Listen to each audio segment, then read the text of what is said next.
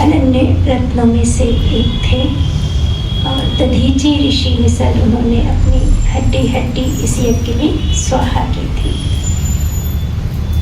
भाई साहब की आंतरिक जो पुरुषार्थ था वो बहुत ही तीव्र था, बेहद के वैरागी थे, यज्ञ के प्रति बहुत ही ऑनेस्ट थे और इकोनॉमी वाले थे।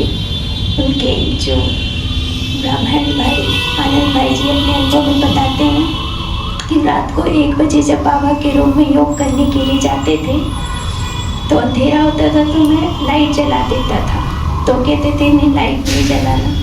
नहीं भाई साहब आपको कहीं ठोकर लग जाएगी तो मैं अपना ध्यान रख लूँगा लेकिन लाइट नहीं जलाया करो। माना एक बल्ब की भी बिजली मेरे वजह से वेस्ट ना हो इतना ध्यान रखते थे।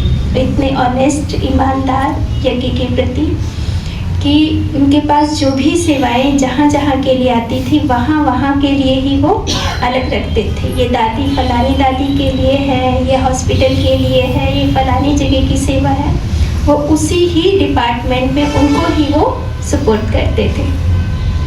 और रघु भाई जी ने उनको सुनाया बहुत टचिंग वाला, ईमानदार किस तरह कदर के थे कि एक बार उनके रूम की सफाई कर रहे थे वो लोग तो 1 रुपए का सिक्का नीचे कहीं गिर गया तो उन्होंने सब जगह ढूंढा, बेड के नीचे, अलमारी की जगह, सब जगह, लेकिन वो सिक्का नहीं मिला। तो फिर 3-4 महीने के बाद जब दोबारा उसकी सफाई की उन्होंने और सफाई करने के बाद में फिर भाई साहब को कहा भाई साहब आपके रूम की सफाई हो गई है, आप रूम में जा सकते हैं। तो सबसे पहला प्रश्न भाई साहब ने यही किया कि वो 1 का सिक्का मिला।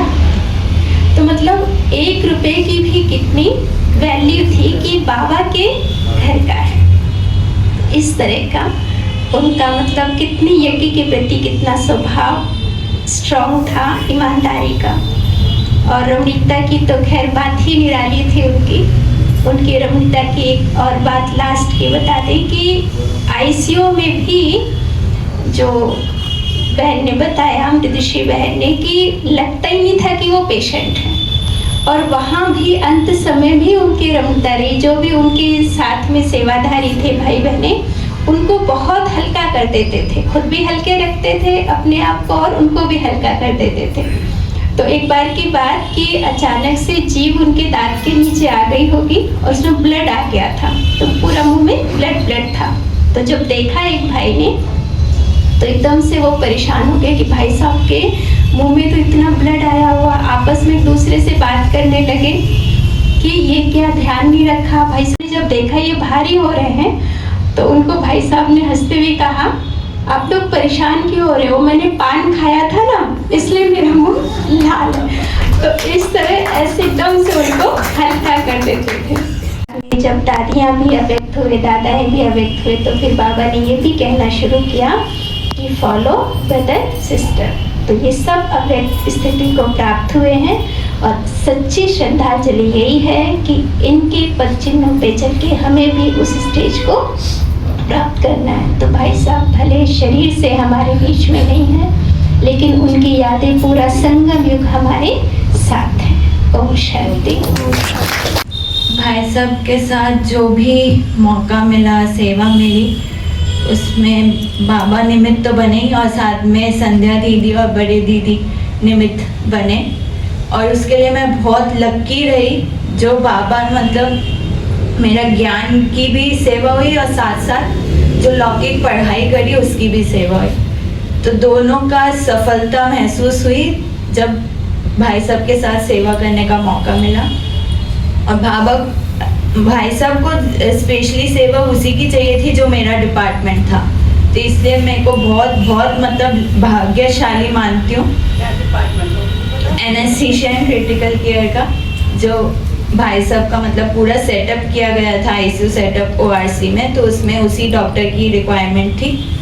और भाई साहब का मतलब जब पहले दिन गई देख के ऐसा लगा ही नहीं कि भाई साहब को किसी डॉक्टर की ज़रूरत है। हालांकि वो वेंटिलेटर वगैरह सब चीज़ों पे थे, बट भाई साहब की दृष्टि और बैठे हुए नुमाशाम योग कर रहे थे, ऐसे लग ही नहीं रहा था कि भाई साहब को कुछ हुआ भी है। और इतनी सारी लाइंस नाक में, गले में और पेट में, हर जगह इतने सारे मॉनिटर भी लगे हुए, तब भी भाई साहब एकदम शांत और जैसे कुछ हुआ ही नहीं, जैसे देह से एकदम न्यारे और प्यारे।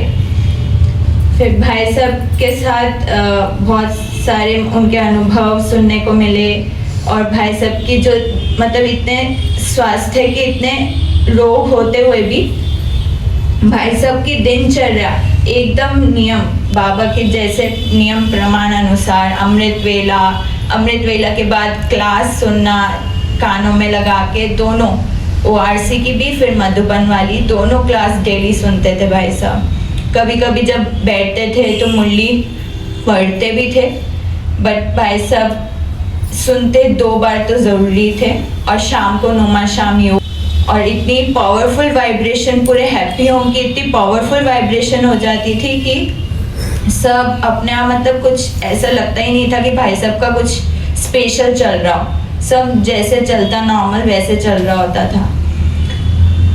और भाई साहब के साथ बहुत सारे अनुभव हैं छोटे छोटे। भाई साहब के साथ मतलब कोई क्वेश्चन भी पूछता था, बोल तो पाते नहीं थे, बट भाई साहब ऐसे सटीक जवाब देते थे एक शब्द में कि मतलब सब हैरान होते थे। भाई साहब का मतलब योग तो हर समय चलता ही रहता था, और देह से एकदम न्यारे प्यारे।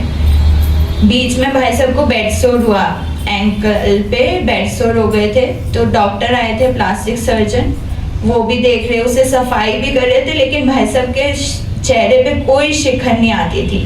देख के लगता था कि कितना गहरा घाव है, दर्द होगा, बट भाई साहब की जितनी ऊंची स्टेज थी वो मैंने मतलब पहली बार देखी, और इतनी सौभाग्यशाली कि इतनी ऊंची आत्मा के सामने मेरे को मतलब सब कुछ देखने को मिल रहा था। बहुत अच्छा अनुभव रहा। ओम शांति।